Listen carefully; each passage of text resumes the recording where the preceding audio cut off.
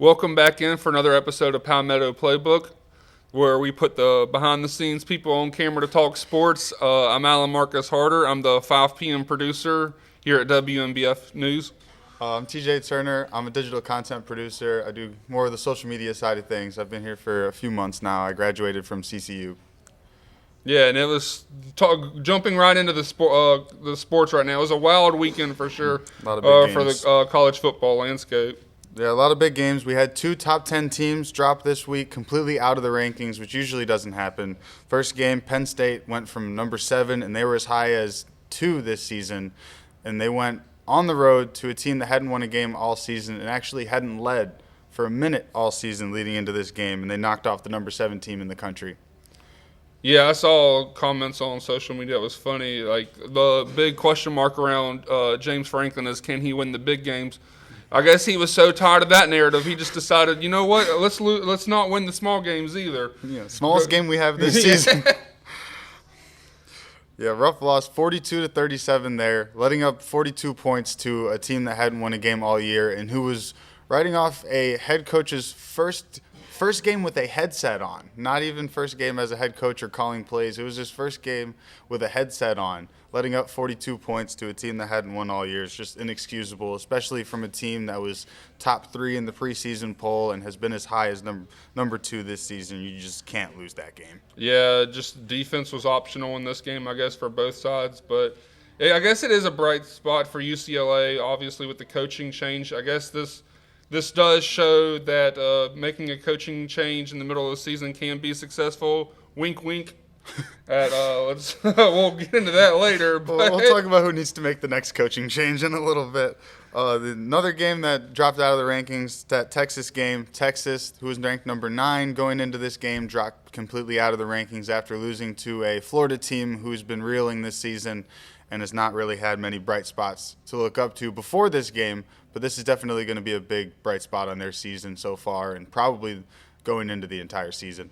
Yeah, I think this is the classic Billy Napier experience in Florida. You basically lose all these games, fan base wants you out, somehow decide to beat a top 10 team in Texas, which Texas and Penn State have been massively – they've basically been proven to be overrated. I don't think either team has a really marquee win. I looked at Penn State's schedule right before we started recording this. Their wins over – like Florida International, Villanova, yeah, and Texas basically the same. I don't know where they go from here. Arch Manning has definitely not lived up to the hype. He's got a lot of improvement that needs to be done in his game. Yeah, I mean, this game is just another inexcusable loss.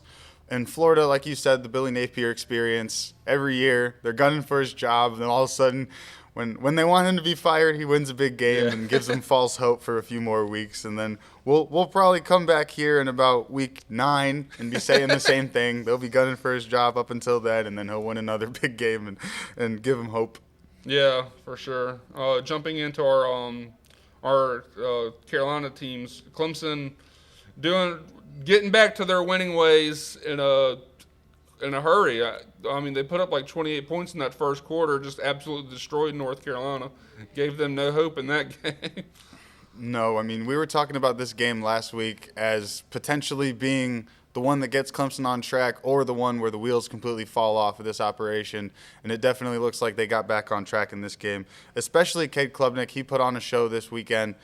I mean, 22 for 24, 2 incompletions in the entire game, 254 yards and 4 touchdowns. When you have more touchdowns than incompletions, I don't think anybody can say anything about that game. Yeah, that's definitely a solid stat line, and I know there was some questions surrounding him coming into this game, but it was great to see him live up to his, I guess, preseason hype, at least just for this one game. I don't know if that says more about Clemson or just how bad North Carolina is.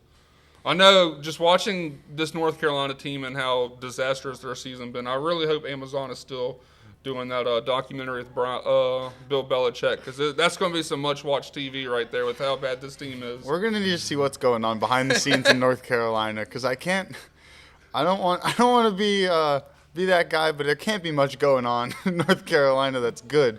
No. in these practices and what's going on behind the scenes. It makes you wonder what exactly Bill Belichick is brewing over there in North Carolina. And then back to the Clemson side of things, Adam Randall, Myrtle Beach native, after 4 years at Myrtle Beach High School and then 3 years at Clemson playing wide receiver, they made the switch to running back this season. He's showed that he belongs at that running back position and has been one of the best lead backs in the ACC for sure, and quite possibly the country this year, which is crazy to say for somebody who's playing their first year running back. Yeah, with being a receiver their entire career. Yeah, for sure. I think he's definitely lived up. When they call his number, he definitely does the job. I believe he had a rushing touchdown and a receiving touchdown. Yes. So he's doing it both ways, and it's good to see him succeed on the college level. We've seen a lot of wide receivers turn running backs or just wide receivers being utilized as running backs in football in recent years. You see it in the NFL. You see guys, Christian McCaffrey's a guy who runs out of the backfield, catches passes, and it almost seems like you need somebody who's going to be running out of the backfield and catching passes at this point. Yeah, it just seems like it's like more so trending that way. Mm-hmm. And then the ACC, this game, big game for Clemson. It's looking like they might have a chance to make some noise in the ACC this season. As of now, the ACC is wide open, apart from Miami, of course, who's been dominant the entire year. It looks like from the bottom to the top of the ACC right now, there's really no gap anywhere except for where Miami is clearly at the top of the conference. Speaking of Miami, huge game this weekend. This one, with how Florida's played, I guess besides this week, with how Florida's played besides this week, the Florida State versus Miami game was kind of the game that wins the state this year. Usually it's Miami and Florida, or in years past with the Jameis Winston years, it was Florida and Florida State that were battling for who's the best team in the state. But it seems like this game was the one, and Miami came out on top. Huge game from Carson Beck this week. He's been a bit iffy at times, but they've done enough to win each week. And this week he put on another show. Over 200 yards, 4 touchdowns, no interceptions. Just a great game from Miami. Yeah, their defense completely shut down that offense, which that Florida State offense, which has no problem scoring. And it seems like their problem was, at least in previous weeks coming into this one, was their defense, where they were just having to put up these extreme numbers to to win these games. But Miami completely shut that Florida State team, proving that they're one of the top teams in the country. Yeah, shut down that offense until they fell apart in the fourth quarter at one point. They were up, I believe, 28-3, and then they let up 18 unanswered points in the fourth quarter. Granted, it wasn't enough to come back, but that defense shutting down that Florida State offense, as you said, for 3 quarters it's very impressive to see, especially with how potent that Florida State offense has been in the first games this year. Yeah, that 28-3 lead can be very tricky. We've seen that for a recent Super Bowl with the Atlanta Falcons. Bill Belichick knows about that one. Bill Belichick, he was on the right side of that one, though. So. Bill Belichick knows how a 28-3 lead can disappear in a hurry. And going from the ACC to the SEC, I think the two big conferences, you've got the Big Ten, the SEC, the ACC. We had a big matchup in the SEC, which usually you wouldn't think Alabama versus Vanderbilt would be a big matchup in the SEC, but this year, saying a Bama-Vanderbilt matchup had major playoff implications is definitely a crazy thing to say, being a fan of the sport for this long and watching the SEC as long as I have. And Vanderbilt came out and punched Alabama in the mouth. As you can see there, I believe it was a 65-yard touchdown run to open up the scoring for the game after Vanderbilt came out with Ty Simpson's first interception of the year, and I believe his first interception of his career, to start the game before they went on that and ran that 65-yard touchdown in. Yeah, Vanderbilt started out strong in this game. They looked up for the challenge, but after that touchdown, things quickly fell apart for Vanderbilt. I guess Alabama decided to wake up after that and take care of business. Yeah, Diego Pavia all week coming into this game, obviously. If you know Diego Pavia, talking a lot of smack on social media, a lot of interviews where he said the game wasn't going to be close. He was talking about how they were going to do the same things they did last year. And I will say the Vanderbilt team played exceptionally well. They played well enough to win, but falling apart in the red zone as Diego Pavia did during this game throughout the entire game is just something you can't have, especially in the SEC. You can't fumble on the 5-yard line and throw an interception at, I believe, the 5-yard line again in a game in the SEC and expect to come out with a win, especially against a team like Alabama. Yeah, I know his confidence coming into this game was on another level. Even during pregame warmups, I don't even know if you saw the video of him literally practicing the victory formation before the game. That's a bold thing to do at Bryant Denny Stadium before you take on the Alabama. Especially when you're playing for a team that hasn't won in Tuscaloosa, I believe, since the 70s or 80s. That seems on brand for Vanderbilt. Yeah, going in there, practicing taking a knee as if you're going to be in the victory formation, and then going on to basically fumble away your chances to win that game. And I believe that was in the third quarter when he fumbled down the goal line. Yeah, it was later in the game, definitely not in one of those first drives. And then, Ty Simpson, another great game from him. We've been talking about him each and every week, besides week one, of course. That game, which is starting to look more and more like a fluke when you watch the season from this Alabama football team, whether you want to call it a fluke or just a wake-up call for that team. Since then, he's been one of the most accurate quarterbacks in the nation. He leads the SEC in passing now, and I think he's going to be in the Heisman conversation for weeks to come and could potentially see himself in that room. Yeah, he's definitely one of those players that have been consistently good this season. I know after that first week, questions were surrounding Alabama, but I get good news for them. They still control their own destiny. If they win the SEC, that automatically puts them basically in the playoffs. So they control the narrative for the rest of the season. Yeah, as long as they can keep winning games and keep putting on good performances against those SEC opponents, because, as you know, SEC is a tough conference to play. If you can win 10, 11 games in conference during the regular season in the SEC, I think you're going to see yourself with a good spot at a college football playoff spot, regardless of the conference championship game. Yeah, for sure. We'll take a quick pivot before we get into the CCU. We'll make a brief mention with our Western Carolina, the Catamounts. Their quarterback made history this weekend, completing his first 46 passes of the game. I'm not sure what the previous record is, but just completing your first 46 passes to start the game, it's just an insane stat line. He finished his 53 completions on 56 attempts, 378 yards passing, and 3 touchdowns. Now, if you read that, you'd think they blew out their team, but they only won 23-21 over an 0-5 Wofford. So I don't exactly know what happened. I saw his stat line in the record from this week, and I was like, oh, how many points did they put up? 60, 70, 50 something. And you look at the game, 23-21 is definitely not an end score of a game you would predict looking at the stat line that quarterback put up in that game. 46 passes in a row. There's nothing else to say. Yeah, that's good. Yeah, that's impressive. We were joking about whether or not, because we didn't watch the game, but we were joking about whether or not if they were doing those little jet touch passes that get an easy completion for the quarterback to try and just mark up those stats. But I don't think you can run 46 of those in a row. At some point, you'd think the defense would stop that, but it's like straight up video game numbers. I don't even know if I mentioned his name, Tyron Dickens. Played really well for Western Carolina this weekend, so we have to give him the shout out for that. Moving on to CCU, more bleak headlines for Coastal Carolina this week. Old Dominion, we talked about it last week. This is going to be a tough game, especially. We talked about that high-powered offense Old Dominion has, and in this game they showed exactly why we had that prediction coming into this game. They put up 47 points against Coastal Carolina, a team that continues to struggle to put points on the board. Yeah, we mentioned it before coming into this Old Dominion. They're in the driver's seat for the Sun Belt, and they definitely looked the part. Just absolutely running away from Coastal in this game. Yeah, it was a disappointing game to watch as a Coastal fan. You'd think they would have some type of answers coming off of the bye week, but it was the same old, other than that the Sun Belt game they had before this game. I can't remember was it South Alabama?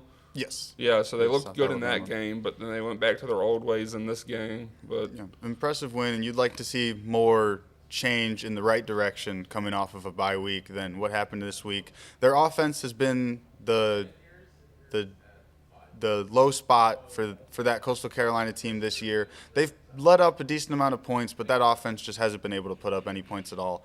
Under 200 yards of total offense in this game, 2 turnovers. you can't expect to win putting up numbers like that, regardless of how many points your defense lets up. Yeah, and even with the defense, I know they struggled this game, but coming into this game, the defense has actually done a decent job. It's just that they're on the field basically 24/7 because the offense can't get their momentum going.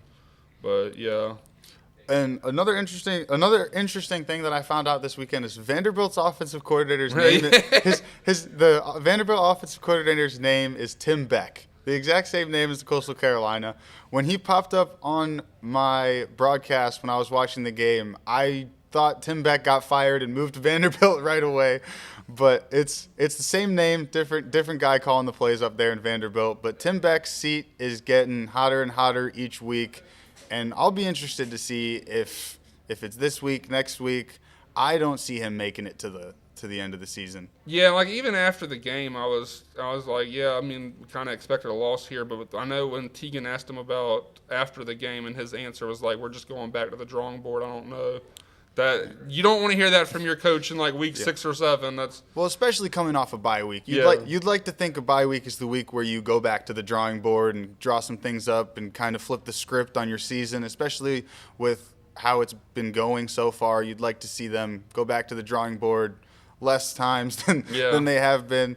I'm pretty sure that was the second or third time he's said in an interview that we're going back to the drawing board. I'm not sure what he's drawing, but whatever it is, it's going to need to change soon, or else he's going to be drawing something else. Yeah, but yeah, Coastal. I don't know how. I don't want to say I don't know how you can go further lower than this because I'm sure Tim Beck could find a way, but hopefully he can't draw up anything worse than what's been going on. And what's been going on the field hasn't been exactly a spectacle, but what's going on around the stadium in Coastal Carolina is definitely a bright spot, not only for the football team, but for the university.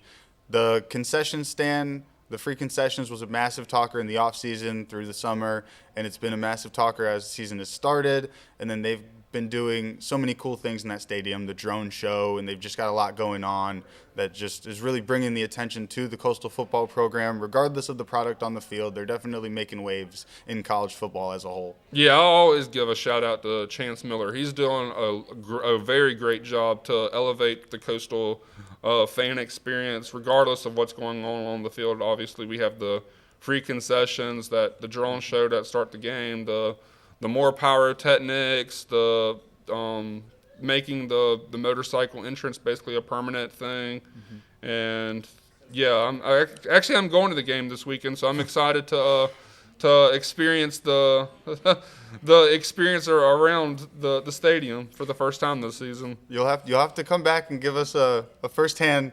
view of what's going on in that stadium and how cool the things are going on there. I want to see how much free concessions I can handle.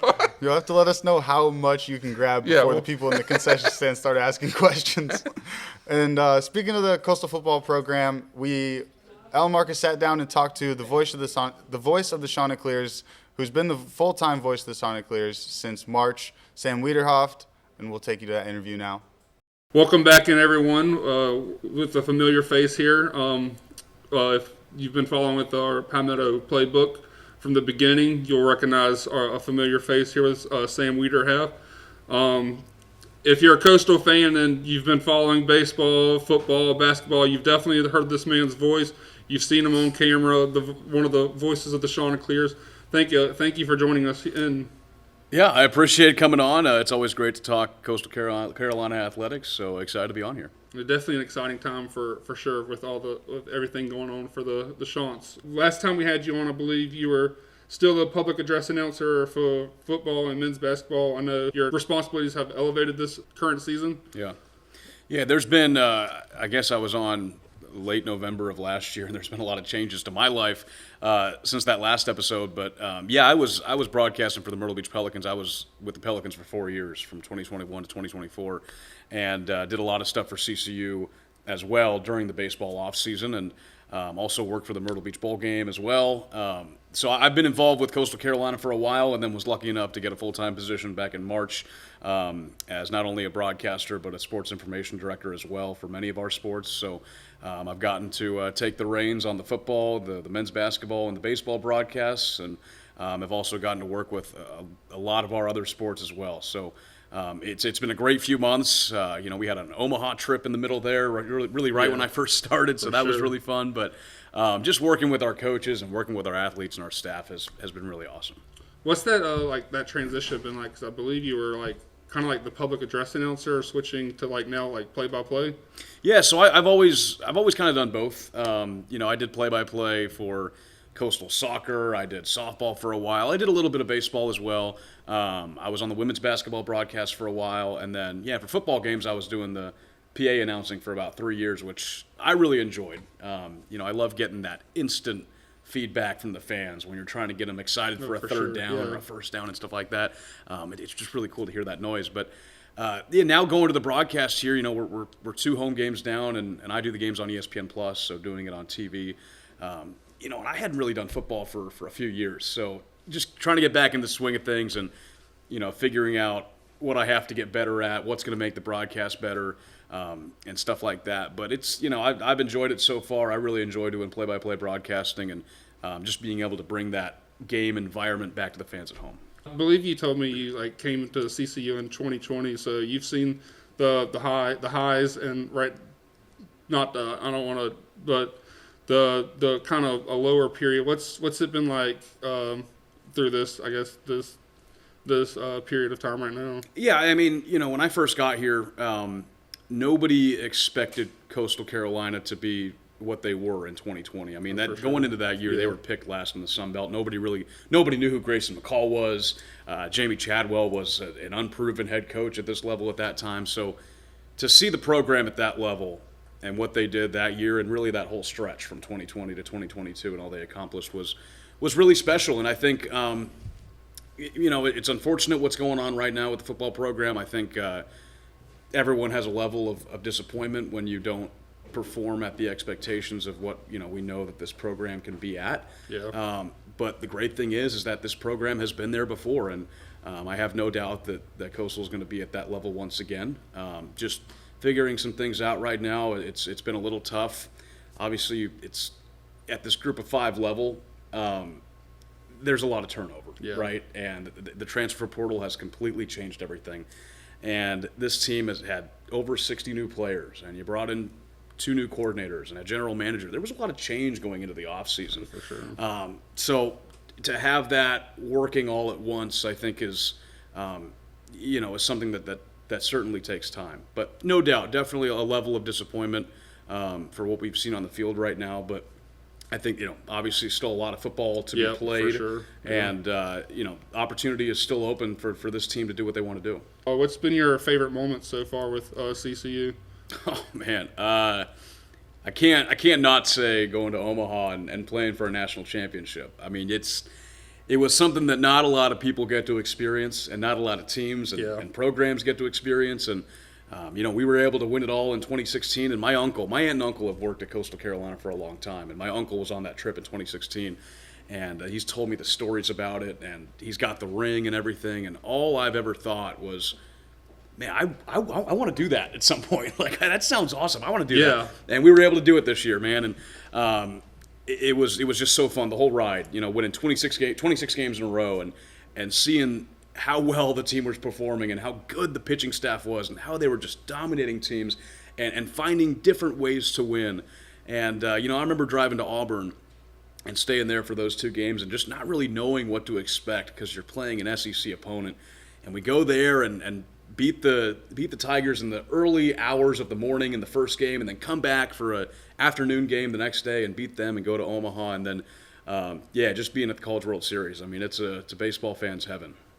There's just so many things going on around the stadium, and then you have the games, and the environment is incredible, and just. I've told people ever since we got back that there's no better feeling than winning a baseball game in Omaha, because I mean, you're at the pinnacle. You've made it to the Men's College World Series, and unfortunately ran into a really, really strong LSU team. But man, we gave them a great fight, and it was just so awesome to be able to be there to experience it. And I have no doubt that this year's team on the baseball field is going to be just as competitive. You also do the Chant pod, the weekly podcast talking with student athletes, coaches, and staff. I believe this is your second season with that. Which episode stands? I don't want to say like pick a favorite because it'd be hard to do that. But like, is there like any moment or conversation that stands out the most? We've had some really good ones. We started doing that when I first came to Coastal in 2020. That was when we first kind of started to do it. It wasn't what it is now. Now we're actually, we have Josh, who's our camera guy, that goes out there and does it, and it's a lot more produced now. But when we were first doing it, I had a microphone and a recorder, and I was just talking to really mainly players of the football team at the time. So as that season went on, we kept bringing guys in, and they were telling the story of the 2020 Chants on the football field, which was really cool. But those are some of my first memories doing it. Then we brought it back last year, and got to do a whole bunch of episodes last season and really capitalized on the baseball success. So we talked to Riley Eichhoff, we talked to Wells Sykes, we did a great interview with Kevin Schnall back, I think it was December. I mean, it was well before the season had started. It was still pretty cold outside, and we were talking to Coach Schnall just about his team, and he was very confident back then about what he had, and he was pretty much right about everything. But we've had so many cool moments. Then this year we've gotten back into it, and we're talking to members of the volleyball team and our soccer head coaches, and have had some football players on as well. But I think the big one that stands out to me was, I think this was September 2024, and Caden Bodine, who was the big star of the baseball team, we had him on, and we actually did the interview right by home plate. So like his chair was in the right-handed batter's box, mine was in the left-handed batter's box. And we just sat there for probably 20 minutes and talked about what he was doing in the off season and how he's gotten better, and his hometown, his family, all that stuff. And it was a really cool conversation. Baseball season happens. We go to Omaha.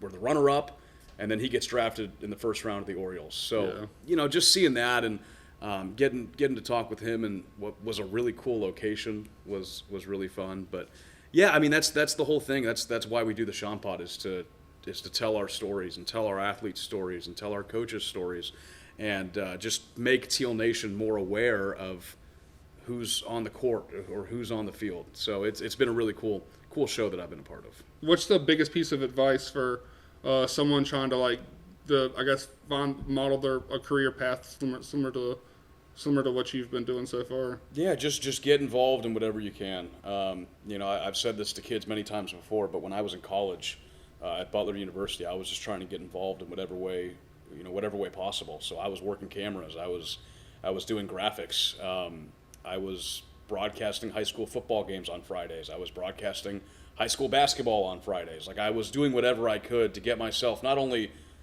more repetitions behind a mic, but also just more familiar with the broadcast as a whole. Because I wanted to know how everything works, so that just makes me feel a lot more comfortable when I'm in the booth, because I have a general idea of what's happening behind me and in the truck and all that stuff. So get as much experience as you can, meet as many people as you can. That's really helped me out in my career, is just the amount of people that I've come across and met and have been able to interact with has been huge, and led me to a lot of really cool opportunities. So yeah, I've said, never say no to an opportunity. When you're in college, just take advantage of whatever you can, because the experience is so important and meeting people is so important, and that's just what makes you better. I mean, I go back, when I was with the Pelicans in 2021, I don't sound like I did in 2021. I would like to think that I've refined myself a lot more and gotten better. And it was just from, doing 60-something baseball games a year. That's what happens, and you get more comfortable, and you find out who you are on the mic, and what you like talking about, and just it's a comfortability thing. So just take advantage of whatever opportunity you can get.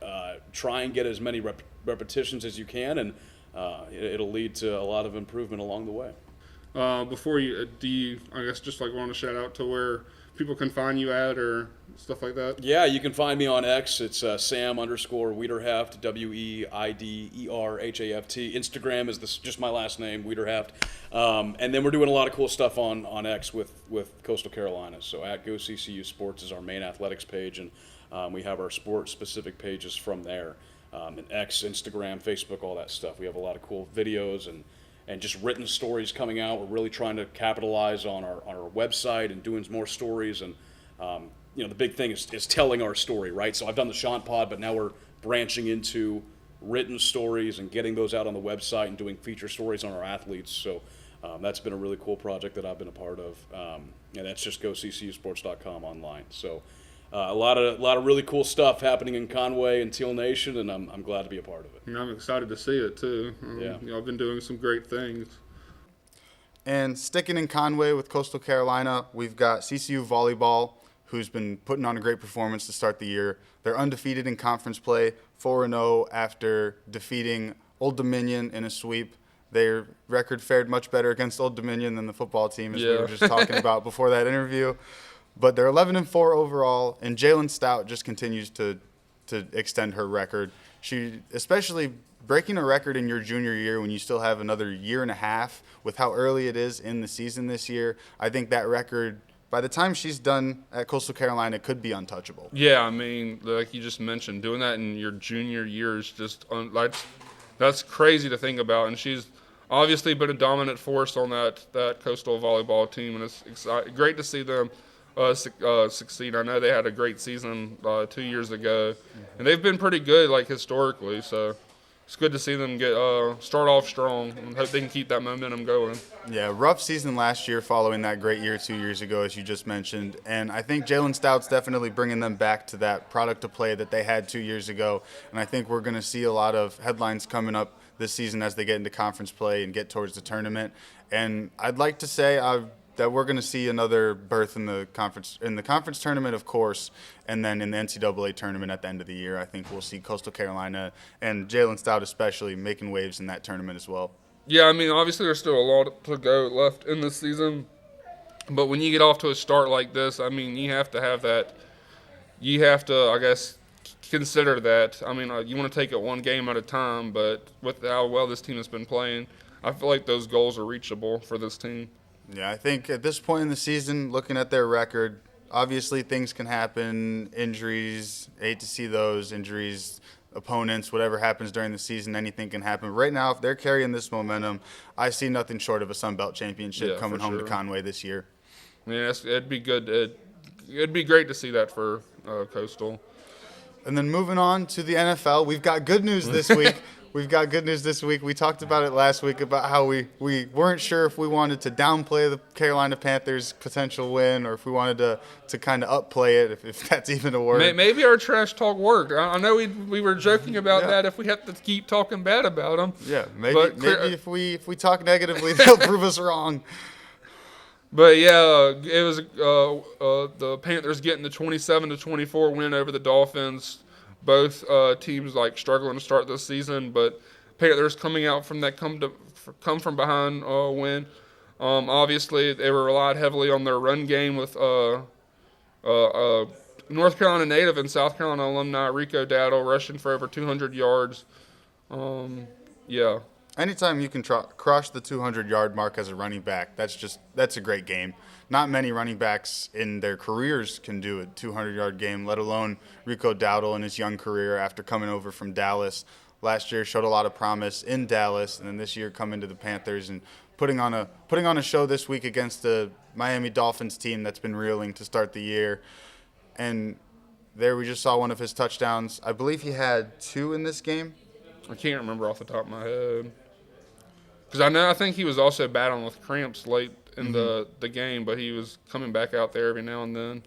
But I forgot to mention we're talking about the South Carolina alumni in this game. Xavier Leggett got a touchdown catch in this game as well to put points on the board for the Panthers. I believe his first touchdown catch of the season. Yeah, that would make sense. Yeah, he's on my fantasy team, so definitely first touchdown catch of the year. Haven't seen a whole lot of points out of him, but we're always optimistic that we can get some points out of Xavier Leggett coming out of South Carolina. Yeah. And interesting story for the Dolphins this season. Darren Waller scored a touchdown in this game, and he's had an interesting couple of years going through. I can't remember if it was a breakup or a divorce. I don't know if they were with Kelsey Plum. I don't know if they were married. They may have been married. Yeah, I think they were married. Well, separation of some sorts. And then he retired from the NFL shortly after I that, think he pursued music for a little bit. Yeah, retired from the NFL shortly after that separation, and then pursued a rap career, and now he's back with the Dolphins, rejuvenizing his career. Yeah. I mean, he was one of the top tight ends in the league before he retired. So, I mean, I guess he's getting back to the level he was. We're going to keep the positive energy going for Carolina. They're undefeated at home so far this year. They've only played 2 games, but they haven't lost any. Yeah. And then we'll talk about their upcoming matchup this week, and hopefully they can go 3-0 at home to start the season. And speaking of being undefeated during the season, we have no undefeated NFL teams at this point. The Bills lost this week. The Eagles lost this week. So 4-0 was the largest team that went undefeated this season. 4 wins. Usually it goes a little longer than that. We usually see a 6 or 7 win team before a loss.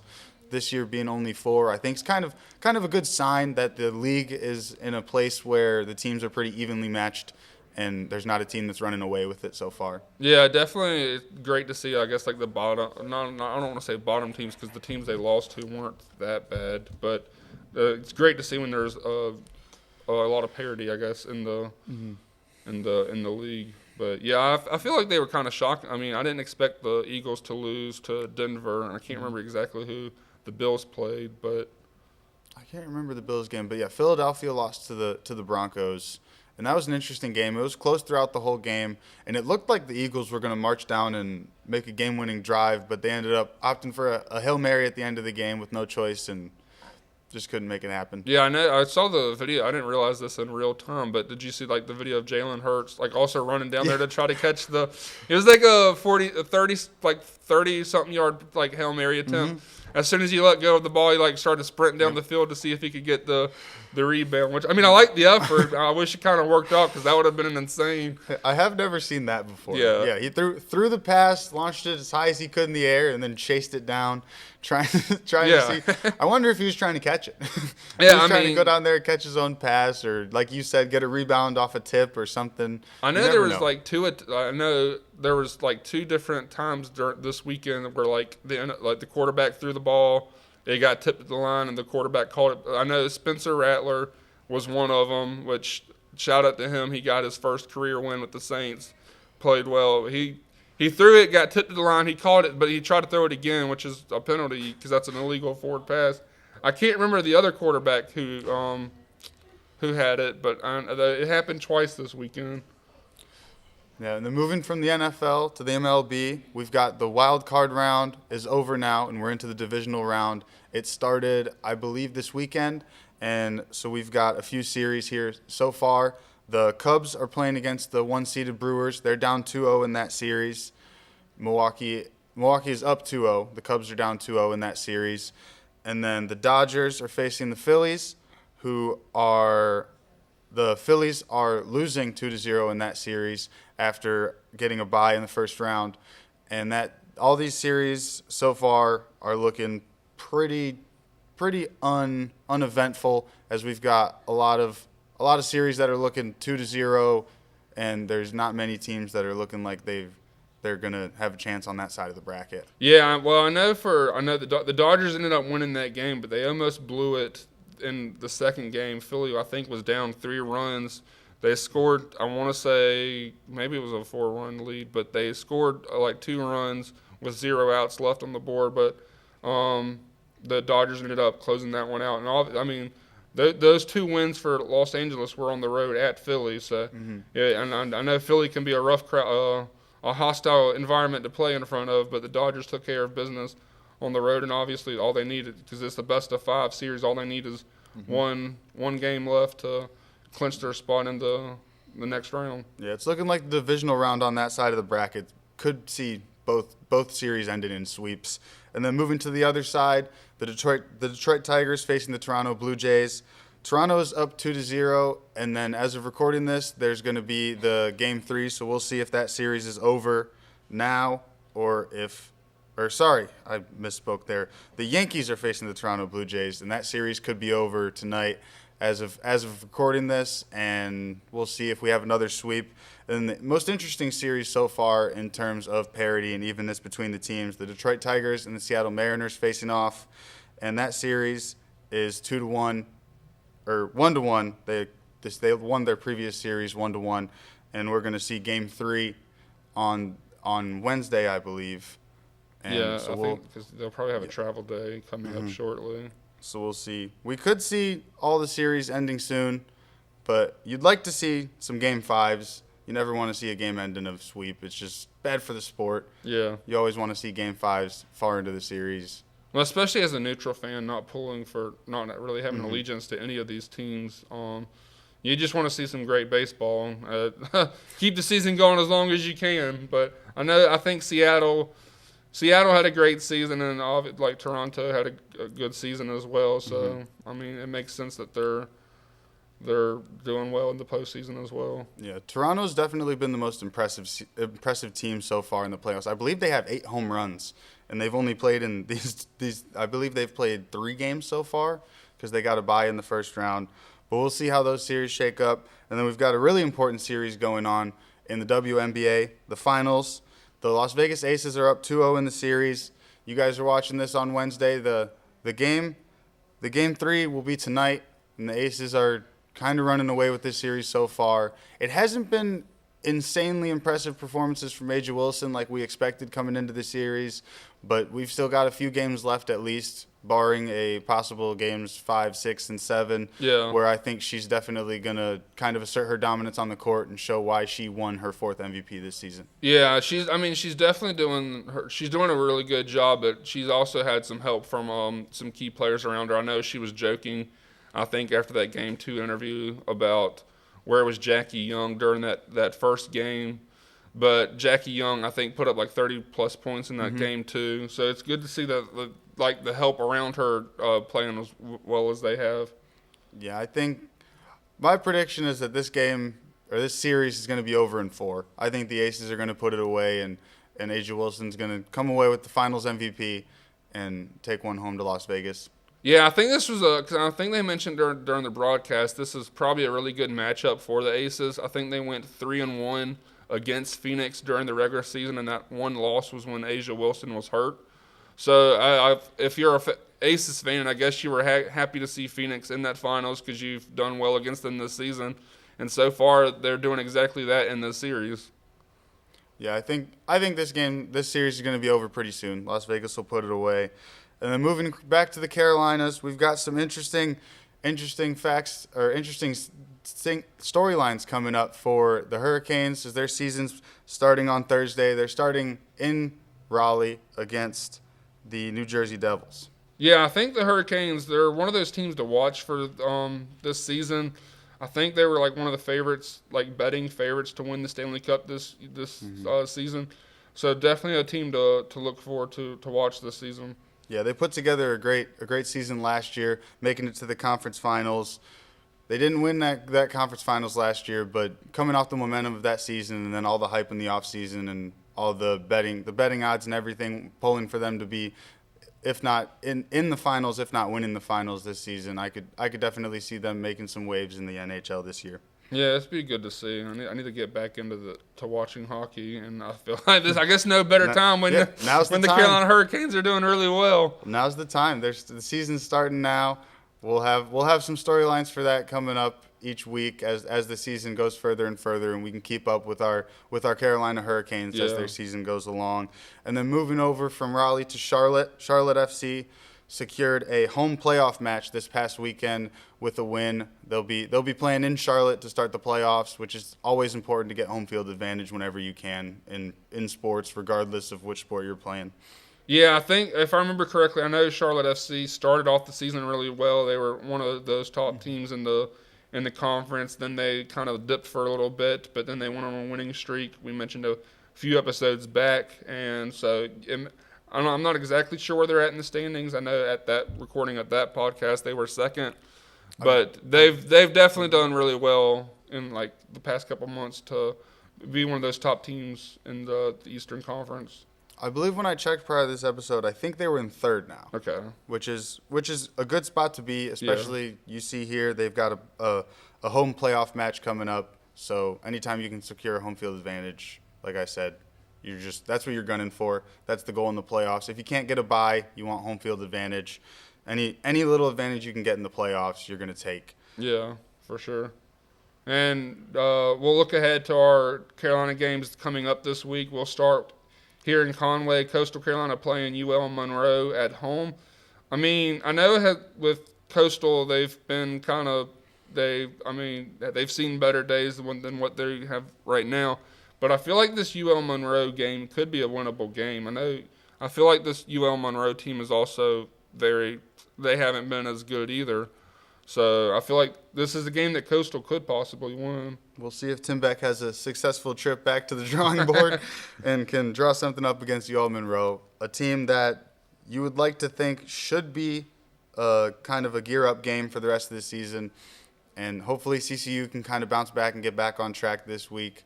Hopefully with a big win they can try and muster up something to finish off this season. I sure hope so. Anyways.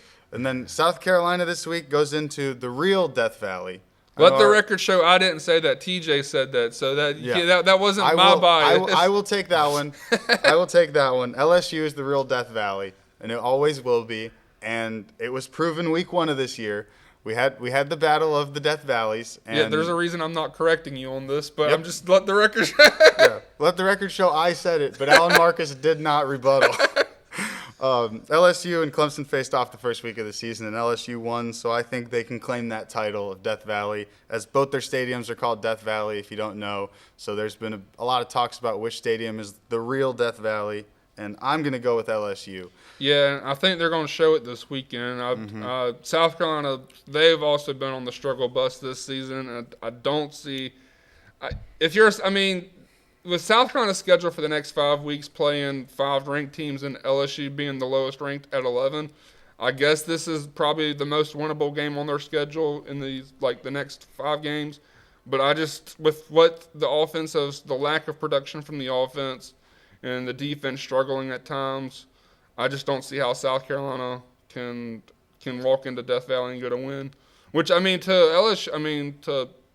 guess for South Carolina, one of the things you're looking for, LSU's offense hasn't been the best at points during this season, so hopefully the defense can take advantage of that and maybe get more defensive touchdowns, because I guess that's what South Carolina has relied on to win games so far this season. Defense and punt returns. Yeah, so maybe that'll come up huge for South Carolina, but I know it's a tall task for South Carolina.